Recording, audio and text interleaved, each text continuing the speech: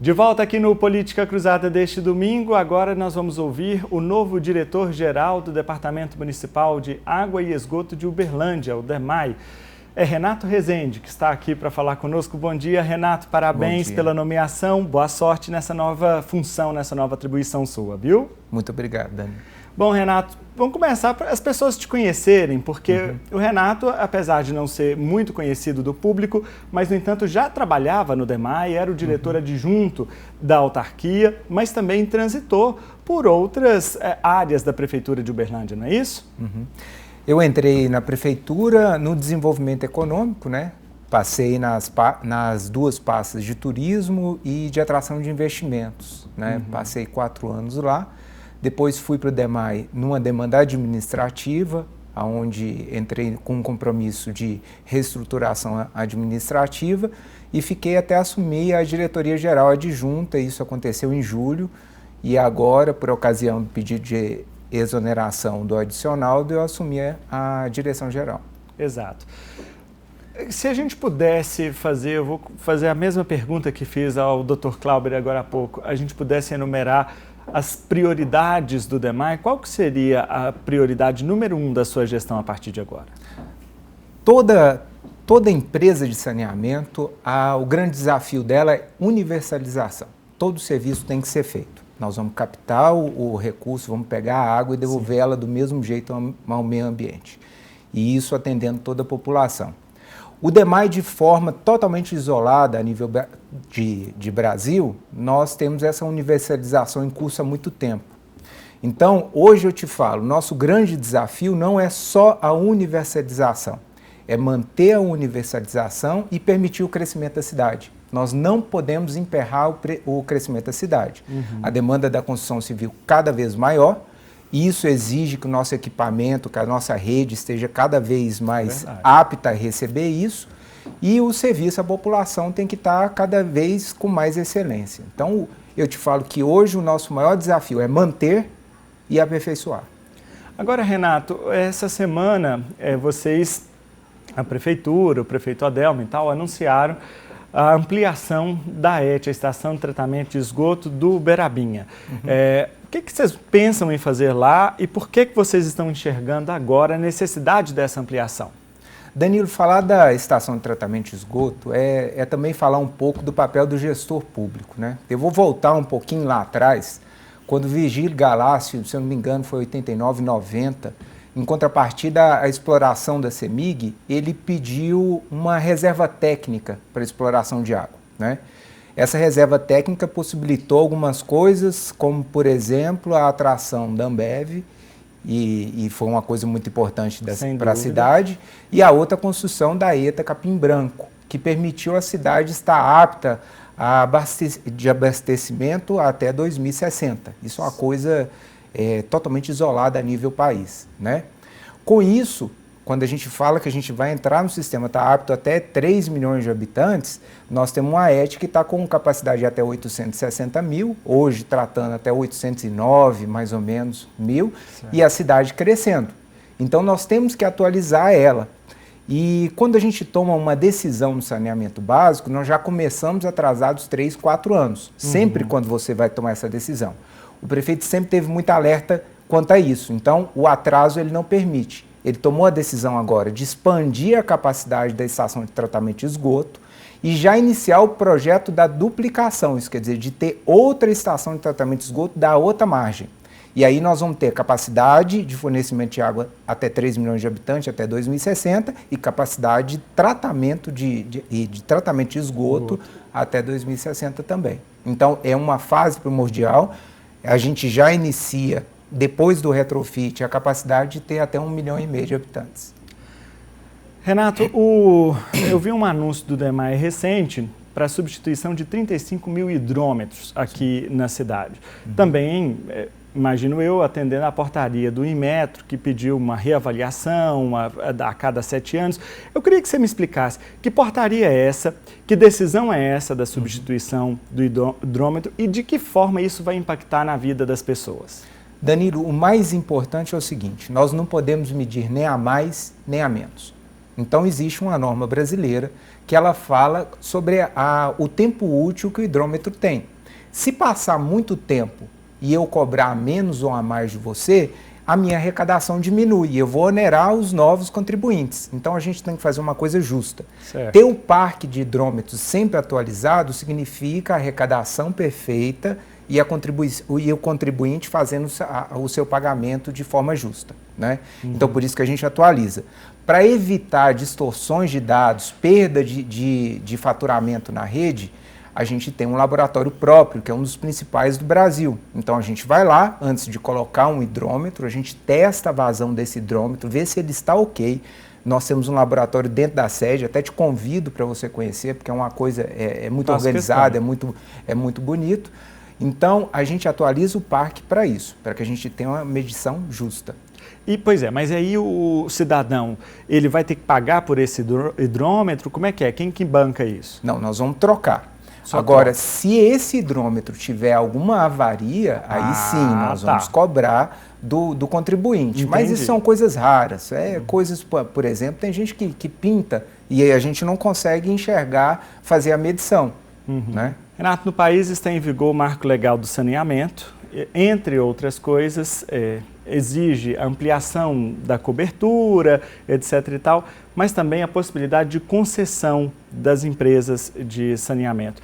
Há alguma perspectiva de o DEMAI fazer a concessão de algum braço do seu serviço, algum setor, além dos que já estão concedidos eventualmente, ampliar essa concessão no âmbito do saneamento?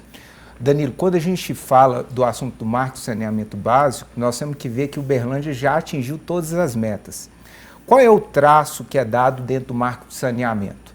Ele fala o seguinte: nós vamos dar um tempo para vocês se ajustarem. Se até tal data vocês não conseguirem cumprir as metas de saneamento básico, nós abrimos a possibilidade de abrir concessão. Isso a nível nacional.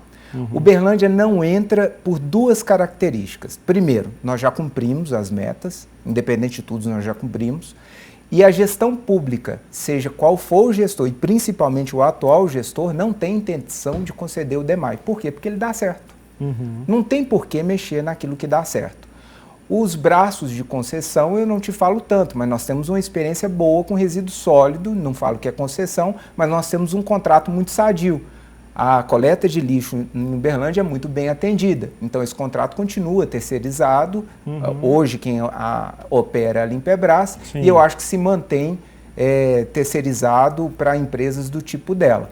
Mas outros estudos de concessão nós não temos no horizonte por enquanto. Pois é, isso que eu ia perguntar, mas para além do lixo, do resíduo sólido que vocês chamam, tem alguma outra perspectiva? Por exemplo, olhando a estrutura do DEMAI e fala assim, não, essa área aqui, talvez se estivesse na iniciativa privada, poderia ser mais exitosa para tirar um pouco da carga do nosso trabalho ou do foco do nosso trabalho em outra coisa, ou isso não está sendo pensado agora? Ainda não está em pauta e acredito que não vai entrar. O que tem entrado em pauta conosco é terceirização de alguns serviços para conciliar os dois modelos e o contribuinte nunca ficar sem atendimento. Então, nós hoje temos uma frota terceirizada, uma frota maior, e isso permite a gente estar mais próximo, atingir as metas, e nós olhamos muito, às vezes as pessoas não sabem disso, muitas vezes eu recebo um WhatsApp, tem um buraco na minha rua.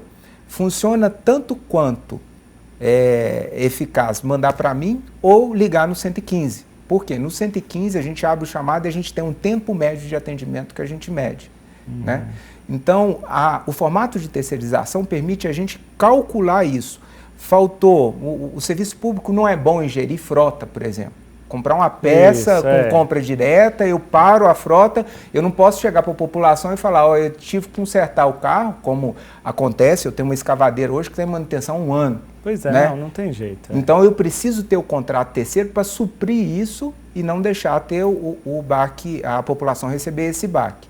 Mas esses são estudos operacionais e não de concessão. Agora, Renato, o DEMAI fez até no fim do ano passado um refin, né, o refinanciamento e tudo mais. Qual que foi o balanço desse refinanciamento? Ele deu certo e eu queria saber o seguinte, o DEMAI tem uma carteira muito grande de inadimplência?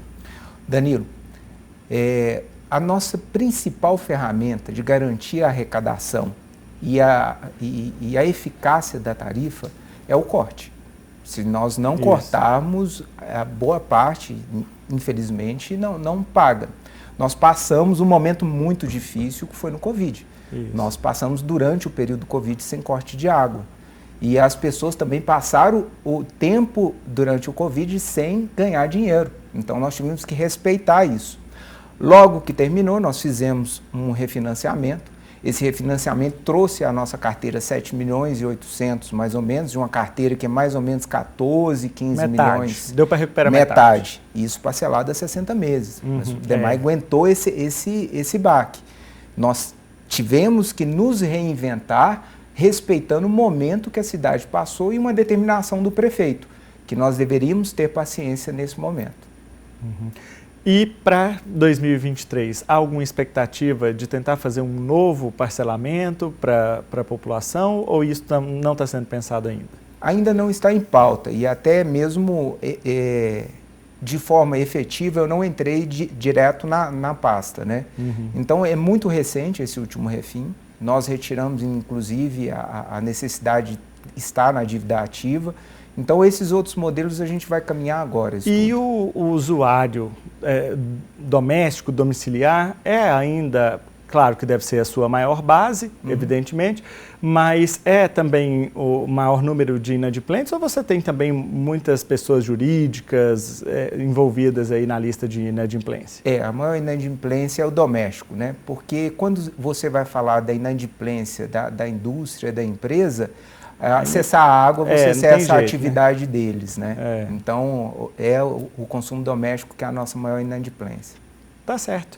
Esse é Renato Rezende, o novo diretor-geral do DEMAI aqui de Uberlândia. Renato, eu tinha uma lista aqui de muitos outros assuntos, mas o tempo é insuficiente para isso. Eu espero que você volte outras vezes, espero também que você faça um bom trabalho à frente do DEMAI, é uma autarquia muito importante e que nós, moradores aqui de Uberlândia, temos um apreço muito grande por ela. Então, espero que você, de fato, aproveite, também é uma oportunidade, imagino eu, para a sua carreira, para poder dar essa entrega que a população de Uberlândia espera.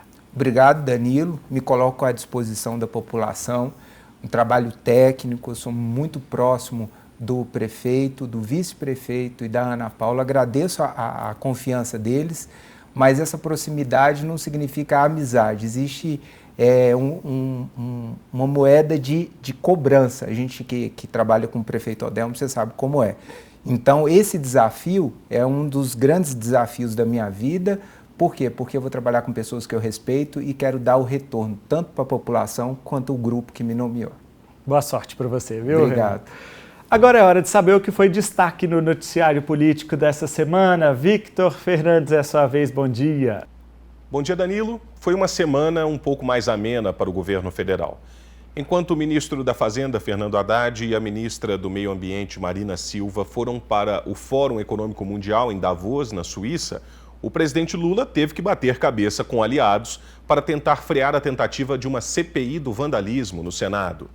Apesar de defendida por aliados do petista, como Renan Calheiros, Lula se pautou por aquela máxima: CPI, todo mundo sabe como começa, mas ninguém sabe como termina. O presidente também reuniu mais de 100 representantes do ensino superior em Brasília na última semana. Lula defendeu o financiamento estudantil na graduação e a autonomia das universidades federais. Durante o encontro, o petista se disse emocionado. Olha, eu quando comecei a falar com vocês perceberam que eu até gaguejei um pouco, porque eu estava emocionado com esse encontro. Emocionado, porque era impensável.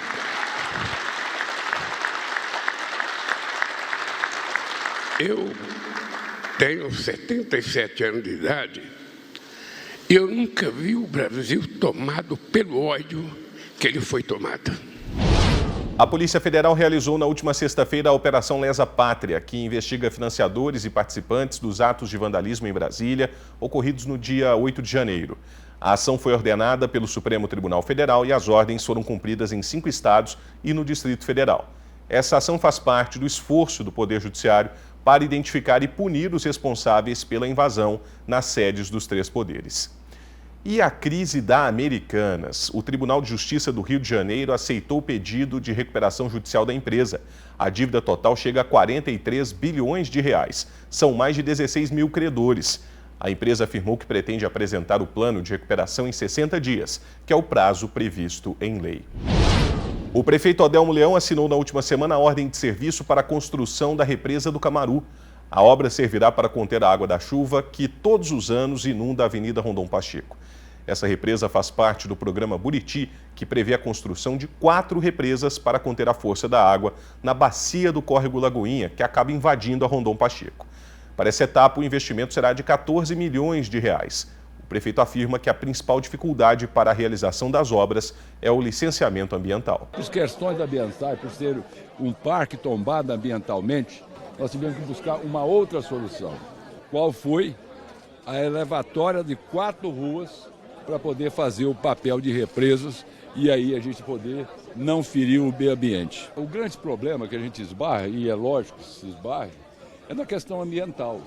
Nós temos que, além de fazer as obras, cuidar da preservação ambiental. Eu concordo.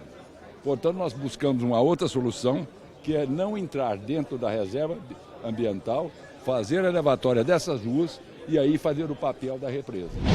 Por hoje é isso, Danilo. Um bom domingo para você. Muito obrigado, Victor, e obrigado também a você de casa que esteve conosco aqui neste domingo. Uma boa semana. Domingo que vem, claro, a gente está de volta. Eu lembro que a íntegra deste programa está disponível no Paranaíba Play. Você pode baixar aí de graça na loja do seu celular. Até domingo que vem, gente.